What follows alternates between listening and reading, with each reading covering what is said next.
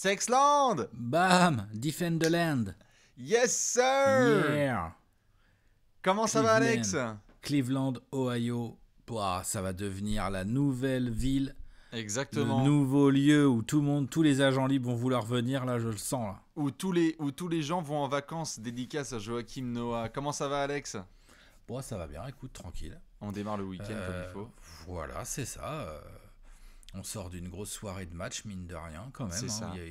Il s'est passé beaucoup de choses, Ah bah, en ce moment... dont notamment des choses avec les Cavs. Hein. Exactement, c'est un petit peu le thème de cette semaine. Les Cavs sont dans la hype totale. On s'installe tranquillou. On en avait parlé, certains l'ont vu. J'avais fait un petit JTT spécial Kevin Porter Jr. ce vendredi soir pour parler du transfert de KPJ à Houston. Et on attendait de voir s'ils allaient être capables, les amis de JB Bickerstaff, de faire la doublette. Mercredi soir, victoire face aux Nets. Vendredi soir, victoire face aux Nets. Il faut qu'on en parle exactement, car il y a plein de choses à dire sur ces Cavs qui sont très séduisants, ma foi, et qu'il faut regarder en ce moment. J'ai envie de dire, on ne va pas perdre de temps. On va faire vraiment du plus récent au plus global. Parlons tout de suite de ces deux victoires dans la même semaine, donc contre l'équipe de KD, Kyrie et James Harden, Alex. Contre l'équipe de KD, Kyrie et James Harden mercredi, et contre l'équipe de Kyrie et James Harden vendredi. Et de Timothée Luwawu-Cabarrot vendredi. Et de Timothée Luwawu-Cabarrot, tout à fait. Deux victoires différentes, hein. Bien sûr. Très différentes. Même il y en a une, donc mercredi, obtenue au forceps en overtime, où nous avons pu voir Colin Sexton qui a fait... comment il a fait? Il a fait genre... Kyrie comment? Bah bien sûr. James Key. Ah bah c'est... Mais genre le grand là, le grand Kevin là, il croit qu'il peut jouer mieux que moi au basket. C'est moi le patron. Incroyable quand même la perf. On Incroyable. était en full mercredi. Magnifique Panzani. perf. C'était incroyable ce qu'on avait vu de la part de Colin Sexton, des Cavs au global. Hein, mais c'est vrai que Sexton, mercredi soir, pour le premier match en plus de Kyrie Irving de retour à Cleveland, certains étaient assez... Moi j'étais le premier halluciné. Le premier match de la triplette. Tout à fait. Harden, Irving, Durant. Le premier quoi. match de la triplette, exactement, et le premier match de Kyrie à Cleveland depuis depuis l'opening night de 2017. Enfin, je veux dire, c'est quand même il y a une éternité. Il n'était pas revenu à Cleveland. Et pour cet opening, eh ben, t'as quand même Colin Sexton tout à fait qui les met dans la sauce. L'overtime est incroyable. Je pense que beaucoup de gens ont vu ce match. Ouais, c'était une performance. Il met quoi? Il met 20 points de suite en prolongation, entre les prolongations et les money time différents des Cavs. Colin Sexton. Exactement. Et surtout, il prend, il prend à son compte, mais c'est même plus que ça, quoi. C'est genre, il déboîte le truc, quoi. C'est-à-dire que c'est le truc qu'on aime bien depuis le début avec ce joueur, même s'il a des vrais défauts. C'est le côté genre, il s'en fout un peu, il met sur lui-même, il s'en fout de l'adversaire, il a le même style de jeu, quel que soit le type de défenseur. Et là, bah, c'est rentré, quoi. C'est rentré, ces drives, ils sont passés. Alors, on pourrait aussi mettre une petite balle perdue quand même pour la défense des Nets, hein, quand même. Ah bah attends, ouais. on va y venir. D'accord. Hein, parce qu'attention. La défense des Nets, on va y venir. Juste sur le match de mercredi, en effet, comme tu en parles, il y a Colin Sexton, en effet, qui fait cette perf incroyable. Il y a aussi des copains autour, notamment Cedi Osman, Larry Nance Jr., dont on va parler évidemment en détail par la suite. Mais tu as cette victoire le mercredi soir, en prolongation, même double prolongation, je crois, si je dis pas de bêtises. Et tu as ce vendredi soir... Les Nets, cette fois, il n'y a pas KD. Beaucoup de gens s'imaginaient, et je pense qu'on avait aussi un petit peu banqué là-dessus, Alex. On s'était dit quand même, normalement, les Nets vont montrer un autre visage. Tu parles, Cleveland leur a mis encore plus cher ce vendredi. Exactement. Bon, il n'y avait pas Durant, hein, évidemment, comme tu viens de le mentionner, donc ça joue. Mais ouais, limite, c'était la meilleure. Là, pour le coup, tu vois, autant mercredi, double overtime, Colin Sexton, hallucinant et tout. Mais là, vendredi, donc dans la nuit de vendredi à samedi, mais enfin, la meilleure des deux équipes, l'équipe qui jouait le mieux au basketball, bien sûr, c'était les Cavs. Ah mais de très loin, bien sûr. Et ça, c'est quoi la probabilité qu'on puisse prononcer cette phrase quand on a fait les previews? Non mais attends, c'est lors d'un Brooklyn-Cleveland. Pardon, mais t'es d'accord? Bien sûr, c'est le côté exceptionnel de cette saison. C'est aussi le côté assez dingue de... C'est un bon alignement des planètes parce que, évidemment, les Nets... On sait qu'il y a plein de gens qui ont envie d'en parler. Là, tu mentionnais la défense des Nets. Et on aura le temps de faire des apéros par la suite en laissant un petit peu de plusieurs matchs à Steve Nash, Kyrie, KD, Harden de trouver leur base avec DeAndre Jordan. C'est sûr et certain. Mais dans les faits, c'est clair que là, il y a quelques jours, on avait eu le transfert justement de James Harden avec l'arrivée de Jarrett Allen et Taurean Prince à Cleveland. Et en blaguant, on se disait, bon, il va y avoir une grosse semaine pour les Nets puisqu'ils vont affronter Milwaukee le soir du Martin Luther King Day, puis 2 fois les Cavs. Au final, c'est quand même Milwaukee le test le plus facile et les Cavs le plus compliqué, quoi. C'est quand même assez dingue ce qui se passe avec les lancements. Et c'est ça, parce qu'en fait, ces 2 matchs contre les Nets, bon là on focus dessus parce que ça vient de tomber, puis ils ont battu une équipe dans laquelle il y a un trio incroyable qui vient de démarrer et tout, machin, bon, évidemment, mais c'est complètement dans la continuité du début de saison des Cavs. C'est-à-dire que ils jouent sur leur force, ils nous surprennent tous en proposant une vraie bonne défense. Et bien sûr. Ça c'est peut-être un peu moins vu là contre les Nets. Faut dire que les Nets par contre, autant on peut mettre des balles perdues à leur défense, mais alors par contre au niveau attaque, c'est vrai que c'est quand même compliqué de museler cette équipe des Nets, hein, quand même. Sûr. Mais Cleveland joue dur, Cleveland se bat, Cleveland connaît ses points forts, insiste dessus et essaye de masquer au mieux ses points faibles. Bien sûr. Et du coup, dans la continuité de ça, il y a cette double confrontation avec les Nets où on voit bien, quoi. T'as une équipe qui cherche et t'as une équipe qui est sûre d'elle et qui sait comment jouer. Et l'équipe qui est sûre d'elle et qui sait comment jouer, ce sont les Cavs. C'est les Cavs, cette phrase est dingue. Écoutez, Brooklyn, prenez exemple sur nous. Nous, c'est stable. Nous, c'est stable. La transformation est quand même assez extraordinaire parce que, Alex, quand on a fait la preview de Cleveland, on parlait d'une équipe historiquement dégueulasse en défense la saison dernière. On était sur un rating défensif des Cavs qui était absolument honteux. On avait fait un coup d'œil dans le rétro qui était à vomir, tout à fait. Et on a JB Bickerstaff qui, en duo avec Kobe Altman, a fait un bon travail. JB Bickerstaff, le coach de tout ça, tu fais bien de le préciser, putain. Ah mais bien sûr, mais tu sais, on va y venir, hein. Lui, Tyronn Lue, tous les copains qui sont en train de fermer des bouches, c'est comme ça. Hein. Mais t'as Bickerstaff qui fait un bon travail avec Kobe Altman, où ils essayent de dire, pendant l'été, on va se focaliser vraiment sur la défense et essayer de progresser là-dessus. Après, Alex, on le sait, chaque été et chaque début de saison, toutes les franchises disent... On va être numéro 1 de la NBA en défense. JB Bickerstaff dire cette année, ça va défendre du bois, mais genre à aucun moment tu prends ça vraiment au sérieux. Ah bah non, bien sûr. Et là tu fais mort de rire. T'as vu, de toute façon, il est en tournée.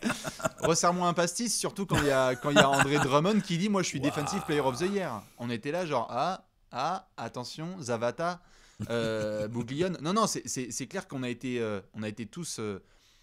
On a pris ça en rigolant, mais même avec la draft d'Isaac Okoro, même avec l'arrivée de certains joueurs comme Javel McGee, Damian Dotson, qui ont certains profils quand même défensifs, mais de voir, comme on l'a dit là en off, Alex, une équipe qui aujourd'hui, après avoir été il y a un an une honte défensive, être top 5 en efficacité défensive, c'est quand même absolument incroyable. C'est impressionnant. Tu as vraiment des joueurs qui... Donc tu as une équipe, globalement, tu sens qu'elle est focus sur la défense et qu'ils ont bossé là-dessus et qu'ils ont aussi conscience que, parce que tu vois, on n'en parle pas trop, mais offensivement, c'est la 29e équipe de NBA. Hein. Non, c'est pas ouf parce que le mouvement, parce que mouvement de balle pas terrible. Donc en gros, si t'as pas du Sexton ou du Garland, parce qu'on va en reparler du petit, là, il est revenu la nuit dernière parce qu'il était un peu blessé, mais il avait fait, moi j'avais bien kiffé son début de saison en fait à Darius Garland. Si t'as pas l'un de ces deux très talentueux là qui te drive ton attaque, t'es vraiment dans la mouise pour scorer. Ouais, bien sûr. Surtout qu'en plus Kevin Love, je sais pas, Kevin Love il a joué quoi, 2-3 matchs là cette saison là. Ouais, c'est. Enfin voilà, en gros c'est compliqué. J'aime bien Larinen, j'aime bien André Drummond, le rookie Okoro. Il a des choses, hein. Attention, il a des choses très intéressantes, mais elles sont plus défensives qu'offensives comme prévu. Ouais, bien sûr. Bon, chez Di Osman, c'est pas non plus un génie offensif. Enfin bref. Équipe consciencieuse, équipe concentrée, équipe disciplinée, avec des individualités au milieu de ça qui se donnent vraiment. Bien sûr. C'est-à-dire que Drummond enchaîne les doubles-doubles comme il sait faire, les Okoro, les Shedi Osman, même, je veux dire, à leur échelle, hein, Sexton et Garland ont quand même proposé des phases défensives tout à fait honnêtes, quoi, par En rapport fait, à ce c'est qu'on ça, avait pu ouais. voir l'année dernière, hein. Ouais, ils ont dit, ok, on va croire en Bickerstaff, on va croire en son plan de jeu. Et il y a eu des moments qui étaient un peu touchy, parce que cette phrase, évidemment, je vois Alex Tutmar, parce que du côté de Memphis, à mon avis, ça doit bien ricaner. On a eu, et il faut le mentionner quand même, beaucoup de blessures chez les Cavs qui font aussi que leur attaque a été horrible à de nombreuses reprises, parce que ce n'est que récemment qu'on peut parler de Cavs potentiellement au complet. Je veux dire, là, les matchs de cette semaine, là, le match de vendredi où tu as Darius Garland et Dylan Windler qui reviennent, il manque plus que Kevin Love et Matthew Dellavedova qui sont blessés, qui sont sur le côté, mais sinon l'effectif est enfin à peu près disponible. Mais on a eu tellement de changements dans les rotations. On rigolait même, Alex, il y a 10 jours, d'avoir des line-up avec Larry Nance, Thon Maker, André Drummond et Javal McGee en même temps sur le terrain. Enfin, je veux dire, c'était c'était du puzzle, mais vraiment fait de briques et de broc de la part de Bickerstaff. Et pourtant, comme tu le dis, ils ont tous conscience que s'ils se donnent à fond défensivement tous les soirs, ils peuvent s'en sortir. Et c'est notamment en reflet avec une équipe dont on vient de parler. Les registres sont différents, mais avec les Knicks, dont on a fait l'apéro, qui ont juste dit, ok, on a une règle, on va défendre dur.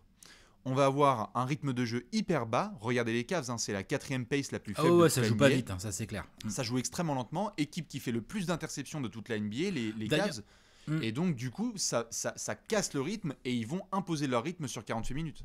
d'ailleurs, le fait qu'ils jouent lentement, c'est peut-être une, comment dire, une zone sur laquelle ils peuvent facilement améliorer leur attaque. C'est peut-être en Bien jouant un sûr. peu plus vite. Vu qu'ils défendent fort, moi je suis parfois surpris de les voir attendre un peu le demi-terrain. Moi, j'ai Ouais, envie de ouais. dire parfois, qu'est-ce Ah que bah vous lâche les foutez chevaux, les hein. gars, genre, allez-y quoi. Bien sûr. Franchement, vas-y, score quoi, parce que déjà que ça score pas des masses, donc vas-y. Je pense que ça Donc va ça, être ça peut amené. être un axe à taffer pour progresser. Ouais, je pense que ça va être amené à bouger, puisque là, j'allais te tendre la perche et je pense que c'est l'élément dont on doit parler maintenant. Je parlais à l'instant de blessure.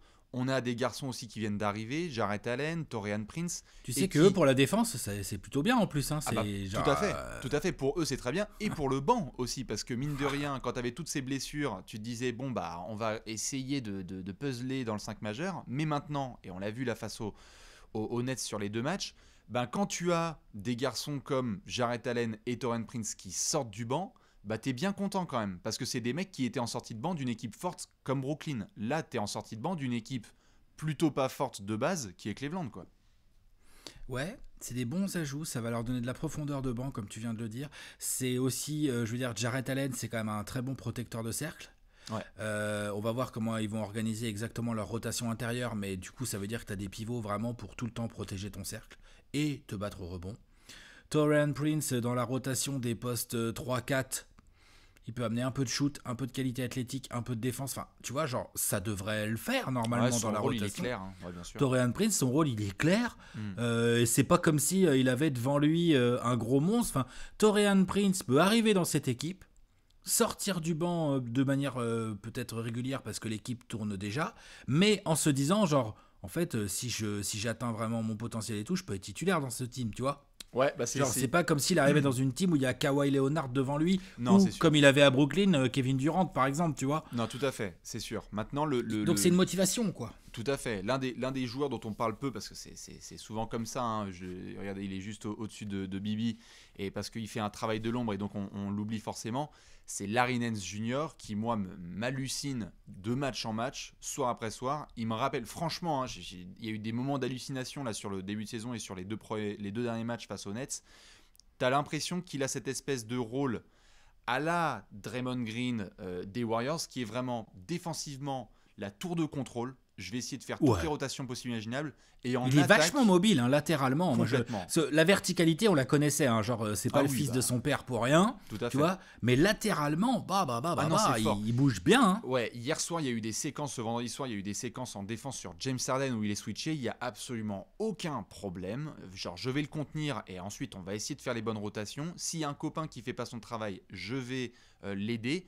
C'est le glue guy, c'est le mec qui va faire les bonnes extra passes C'est vrai. en attaque. Il y a eu du Dodson dans un corner qui a bien récupéré des ballons parce que Larry Nance avait bien lu le jeu. Ok, tout à fait sur le côté de Torian Prince qui peut être peut-être titulaire, mais je pense que jamais ce sera la place de Larry Nance qui est en train de montrer à quel point c'est un pion indispensable dans l'avenir des Cavs. Non, j'ai pas dit ça. En fait, ce que j'ai Oui, voulu c'est dire, plutôt en c'est que trois. dans la tête de Torian Prince, non, dans la tête de Ouais. Torian Prince, quand tu arrives aux Cavs et que tu vois Isaac Okoro et Larry Jr., moi, je suis d'accord avec ce que tu viens de dire. Je pense que c'est compliqué. Le rôle de Larry Jr. est vraiment, pour moi, pour l'instant, immuable. Juste dans la tête de Torian Prince, quand tu arrives chez ces Cavs, tu peux te dire, oh, attends.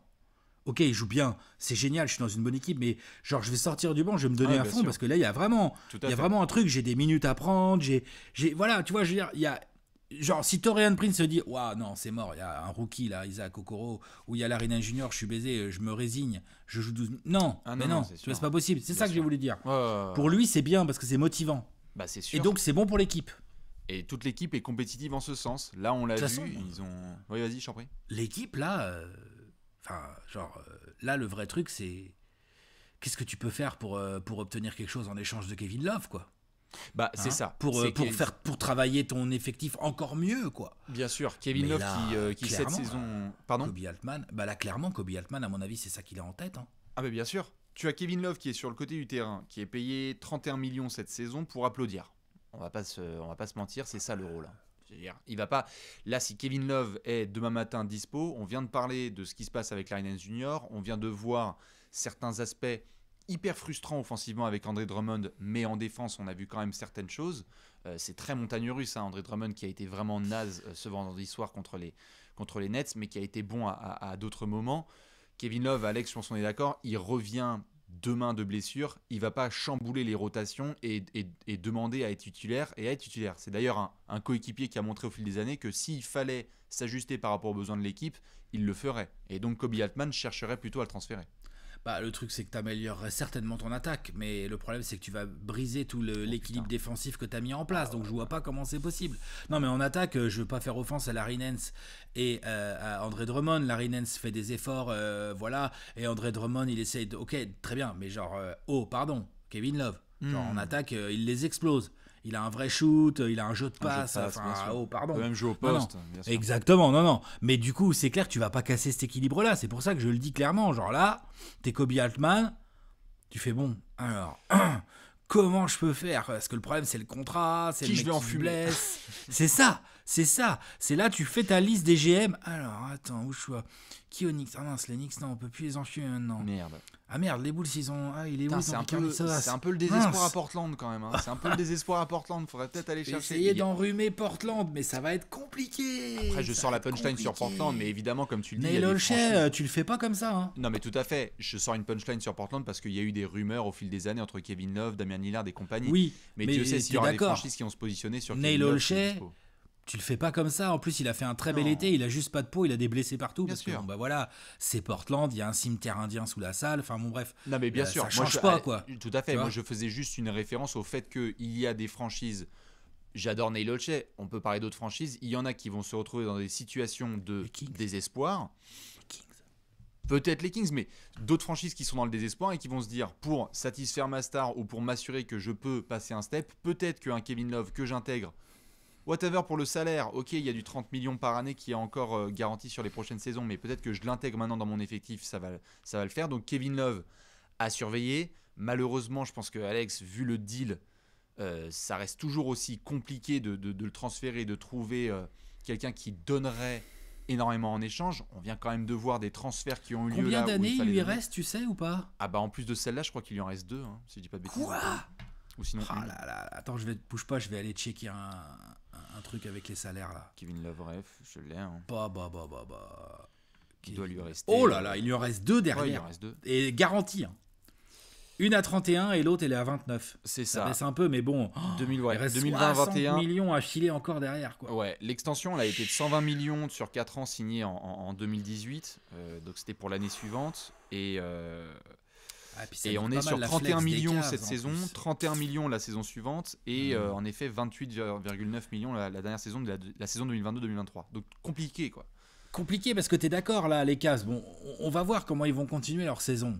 Oui. Alors, on va pas commencer à faire des. Là, on est content. Enfin, je pense que t'es fan des Cavs, tu kiffes ce début de saison. Bien sûr. T'es playoffables, quoi. Ils sont quoi? Ils sont là au moment où on parle, je crois, ils sont 5e de l'Est. Hein. Ah bah les Cavs, non, c'est chaud. Donc attention, hein, égalité avec genre les Hawks ou un truc comme ça. Ouais, c'est ça. Ouais. Bref, mais donc du coup, t'es content, machin et tout, mais tu te dois, avec tous les jeunes joueurs que t'as, Garland, Sexton, Isaac Okoro, Shady Osman, il est pas bien vieux, Larry Nance Jr., ça va encore, il a quoi, 27, 28 ans, t'es Oh, sur la dernière année de Drummond et tout, t'as vraiment un unique souci en termes de flex et pour vraiment avoir les mains libres pour continuer à construire, c'est Kevin Love, quoi. ouais, C'est vraiment ça, quoi. tout à fait.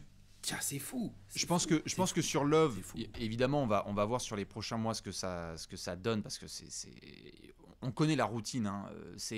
On l'avait vu avec Chris Paul, on essaie de l'avoir avec d'autres garçons avec des gros contrats comme ça. C'est ok, peut-être que pour le rendre transférable, il faut le mettre sur le terrain. Mais on vient de parler du fait que si tu le mets sur le terrain et que le tu faire jouer, hein. tout à fait, mais si tu le responsabilises, c'est à quel temps de jeu et donc comment est-ce que tu es par rapport à la dynamique de ton équipe parce que tu vas pas forcer du temps de jeu pour Kevin Love alors que ça se passe bien avec tes minots. Il y a un moment où il va falloir aussi faire un choix. Et puis attends, Bastien, on a parlé de Jarrett Allen. Parce qu'encore, il y aurait juste une rotation à organiser avec du Larry Nance et du Drummond, tu vois, à 3 sur 2 fois 48 minutes, sur 96 minutes. Tu trouves 25-28 minutes pour Kevin Love. Ah, mais là, le problème, c'est que tu viens de choper Jarrett Allen. Faut le faire jouer, franchement. Ah, mais lui, oui. Lui, après, je pense du qu'il coup, t'es à 4 déjà. Tout à fait. Jarrett Allen, il est récupéré pour faire partie de l'avenir. Je pense que ça a déjà été montré. Et là, il est en train de s'éclater avec le groupe pour montrer que, ok, j'ai du talent. Il y a certes ce côté très bon protecteur d'arceau, mais aussi avec des lacunes défensives, parce que c'est aussi un défenseur spectaculaire, mais qui a encore beaucoup de choses à apprendre. Ah oui, il s'est fait enfoncer à un paquet de reprises. Un paquet de fois. C'est un bon spot TTFL quand même, Jarrett Allen, depuis des années, au niveau des intérieurs. Par contre, là, tu parlais de Kevin Love. Il y a monsieur André Drummond, parce que quand tu récupères... On était déjà en train de se poser des questions au moment où André Drummond a activé sa player option. Et on s'est dit, justement, est-ce qu'il va être conservé ou pas? Comment ça va être au niveau du transfert? Là, tu es Cleveland. Et dans le deal de James Harden, tu récupères Jarrett Allen. Est-ce que André Drummond fait vraiment toute la saison aux Cavs? Quelles sont les équipes qui pourraient récupérer 1 mois et demi, 2 mois de André Drummond? Et est-ce que quelque part, à Cleveland, t'acceptes pas que André Drummond peut peut-être partir contre Peanuts parce que c'est bon, t'as ton pivot entre guillemets du futur, quoi. En fait, le truc, c'est que c'est pas vraiment 1 mois et demi de André Drummond, c'est plutôt le contrat finissant pour faire du cap à l'orée de la Free Agency 2021. Ça peut intéresser des équipes. Après, il faut voir comment un trade éventuel s'organiserait. Mais oui, tu as raison, c'est une option qui pourrait, du coup, par effet domino, permettre de faire un peu de temps de jeu à Kevin Love. Parce que moi, je vois pas comment tu vas, en l'état actuel des choses, comment tu traites Kevin Love sans le faire jouer. Ah bah c'est... Là, t'as besoin qu'il soit sur le terrain et qu'il te fasse des... Tu sais, comme sûr. il sait faire, là, 17 points, 12 rebonds. Il joue pas longtemps, mais il te fait ça vite, en fait. Hein. Le soir où les tirs rentrent. Donc, t'as besoin... En plus, franchement, Kevin Love... Bon, après, faut voir aussi, je sais pas où ça en est au niveau vestiaire. On sait que c'était pas quand même le préféré de Colin Sexton. Donc, attention. Dans quel sens? C'est pas l'amour fou entre ces deux joueurs-là où j'ai rêvé. C'était les débuts de Sexton qui étaient un peu compliqués. Mais faut voir le vestiaire, je veux dire, quoi, tu vois. Le vestiaire, c'est peut-être... Tu veux dire le vestiaire actuel? Je veux dire, faudrait pas que Kevin Love... Moi, je l'ai vu l'année dernière, Kevin Love, j'étais surpris. Je trouve qu'il s'est assez mal comporté pour un vétéran en termes de body language et d'attitude. Je trouvais pas ça ouf.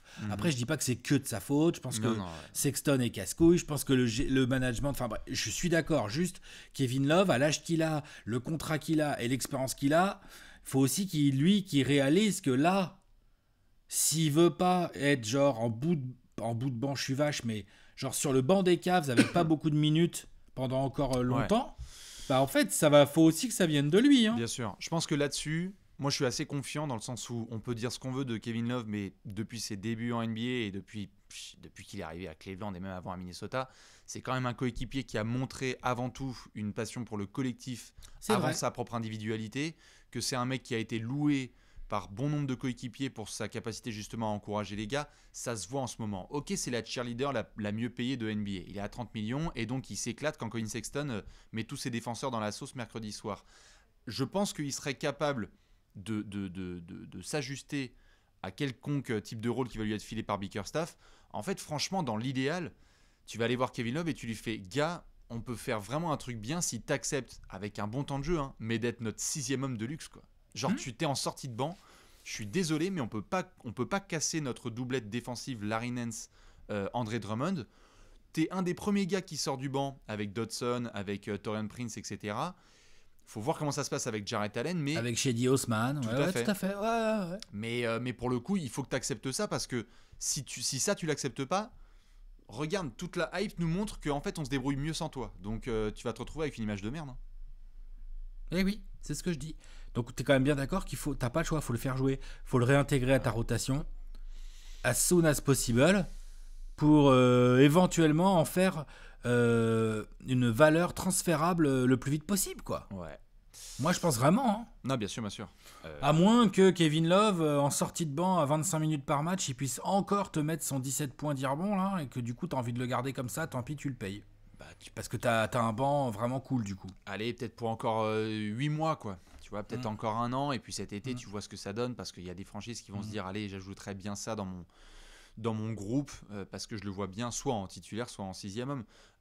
Les questions sur Kevin Love et Andrew Drummond, en tout cas, elles sont claires. En effet, c'est voir comment ça va se passer sur les prochains mois. Les fans des Cavs, dites-nous ce que vous en pensez. Je reviens juste sur le groupe, parce qu'on a pas mal parlé de Larry Nance Jr., de Darius Garland, de compagnie.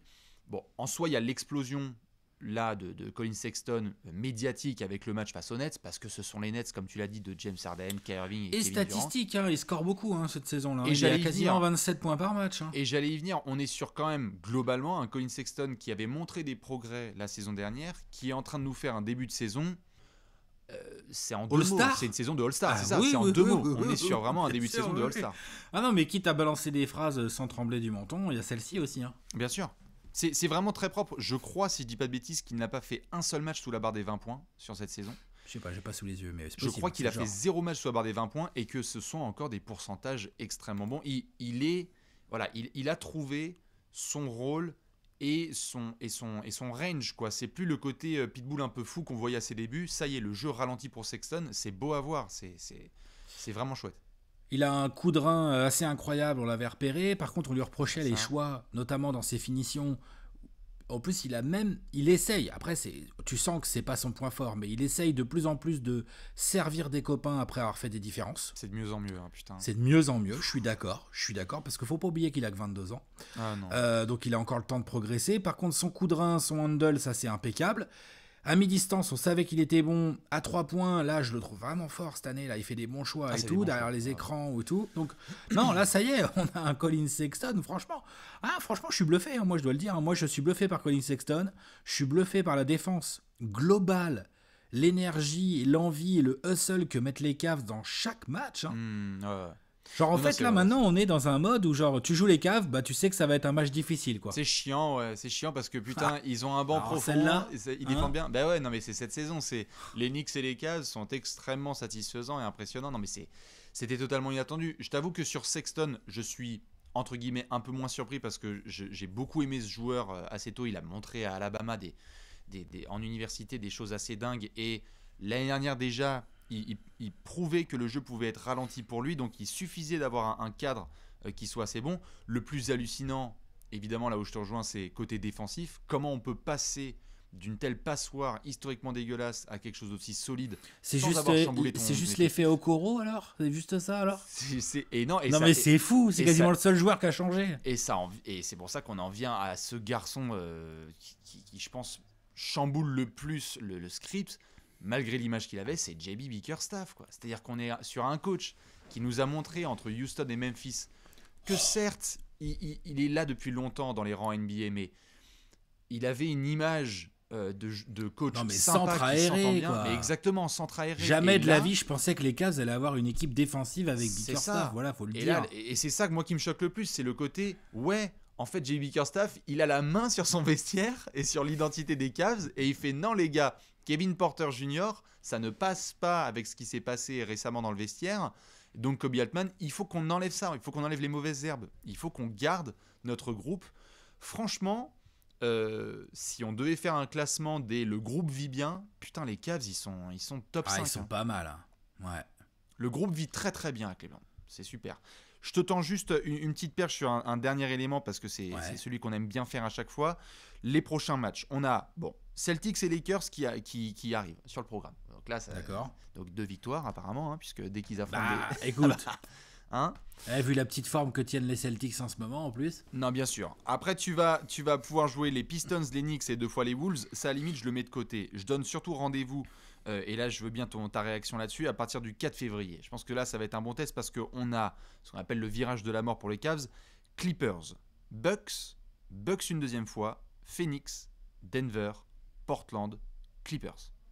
Bon, tu vois, s'ils ressortent de ça avec 50% de victoire, genre, bon, bah, qu'est-ce que tu veux que je te dise, moi? Respect, puis c'est tout. Ah bah alors là, hein, tu vois, hop. Le bandwagon est complet. Je suis prêt à monter dans le bandwagon. Ah bah alors là, toi t'es dans le wagon depuis... J'aime bien Okoro en plus. Bien sûr. Non, mais c'est ce stretch entre le 4 février et le 16, je vous invite à le regarder, qui va être hyper intéressant, parce que s'il passe en effet, comme tu le dis là, les 50% sur ce stretch, bon bah là t'es pris vraiment au sérieux. C'est-à-dire que c'est plus une histoire de oui, vous avez chopé les Nets pendant qu'ils étaient en train de et puis t'as vu là, bon, Darius Garland, moi je l'ai dit vite fait tout à l'heure, mais il avait fait un bon début. J'avais bien aimé moi le début. Je trouve que ça marchait bien là entre Sexton, Garland et tout. Après il s'est blessé. Là il vient juste de revenir. Je suis très curieux de voir comment il va se réintégrer bien comme il faut. Ouais. Parce que du coup Sexton va être obligé de partager la balle un peu plus. Je veux dire, ne pas exploiter le talent de Garland en attaque, c'est un crime. Oh, bien sûr. Donc il faut l'exploiter. Mais est-ce que ça nique leur équilibre, ou est-ce que ça les fait progresser offensivement? Parce qu'attention, ça va les faire progresser offensivement. Je pense qu'on a vu les prémices. Faut pas que ça nique l'équilibre. Ouais. Hier soir face aux Nets, ça a montré un peu de. Oui, mais Garland, j'ai pas ses stats sous les yeux, mais il a pas été très efficace, par exemple. Non, bien sûr. Donc du coup, tu vois, parce que normalement, c'est quand même un garçon qui est censé être capable de scorer de manière efficace, quoi, Garland, dans le périmètre ou en drive, quoi. Qui a un talent indéniable, tout à fait. Et bien sûr. À voir comment ça va se passer. Ce qui est sûr, c'est que quand tu as cette base, en tout cas, tous les soirs, tu as Drummond qui apparemment veut être dans la course au défenseur de l'année, que tu as Larry Nance, Draymond Green Jr., et que tu as Colin Sexton qui fait son boulot, et K.A. Irving, je suis un All-Star et le patron offensif de mon équipe. Ce sont à partir du moment où tu as chacun qui connaît son rôle, des joueurs vétérans qui acceptent de faire les efforts en défense, ce sont des éléments d'une équipe qui peut surprendre. Et donc oui, comme on a posé la question avec les Knicks, Alex, puisque tu me l'avais posé lors de l'apéro des Knicks, est-ce que Cleveland est une équipe qu'on peut mettre dans la catégorie des... Ne regardez pas forcément les profils de draft, là, de la draft 2021. Est-ce que c'est une équipe qu'on va regarder en play-off et dans le play-in tournament, vu les bases qu'on a là? Si on se pose la question sur les Knicks, il faut qu'on se la pose sur les Cavs. Bah ouais, je pense que comme les Knicks, je pense que ça dépend majoritairement d'eux et de leur capacité à faire vivre et à continuer à travailler sur ces bases-là. Pour moi, ces équipes-là qui dépassent les attentes sur des bases défensives, c'est-à-dire qu'ils dépassent les attentes, c'est pas à coup de matchs foufou gagnés parce qu'ils ont plus scoré et tout. Non. Ils dépassent les attentes sur des vraies philosophies de jeu. C'est-à-dire qu'ils ont dit, ok, on défend dur, on joue pas vite et puis on voit ce qui se passe en attaque. Ouais. Donc, je pense que, comme les Knicks, je pense que ça dépend d'eux de vivre sur ces bases-là et de continuer à progresser dans cette saison un peu bizarre où on a beaucoup d'absences liées à des cas de gens qui sont testés positifs au virus ou de cas contacts et tout, donc il peut se passer beaucoup de choses. Il y a pas mal de paramètres un peu plus aléatoires que d'habitude, on va dire. Je pense que ouais, bien sûr, ouais. Les Cavs, ils ont leur chance là. Ils ont leur chance. Il y a déjà 15 matchs environ de jouer. Donc c'est un petit quart de la saison. Hein. Oui, c'est ça.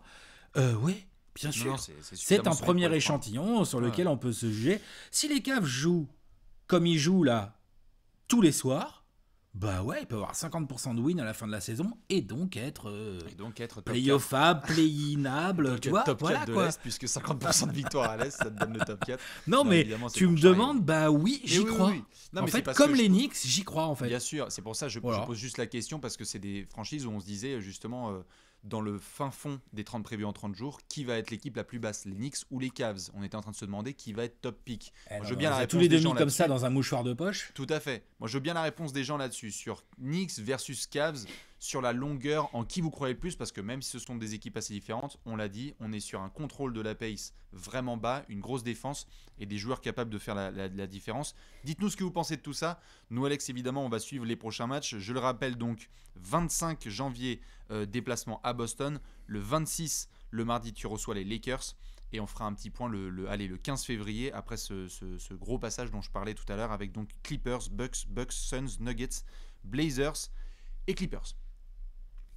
Petit mot de la fin ?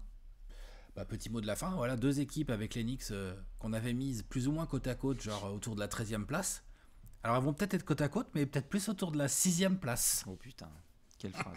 Et donc quelque part qui va chuter. Allez, Miami, Toronto, Washington, Là, on se on réveille. a déjà des petites idées, ouais, voilà, exactement. On se réveille. Dites-nous ce que vous pensez de tout ça. On vous souhaite évidemment un très bon début de week-end et on se retrouve très vite pour un nouvel apéro trash talk. Des bisous. Ciao. Ciao. Ciao, ciao.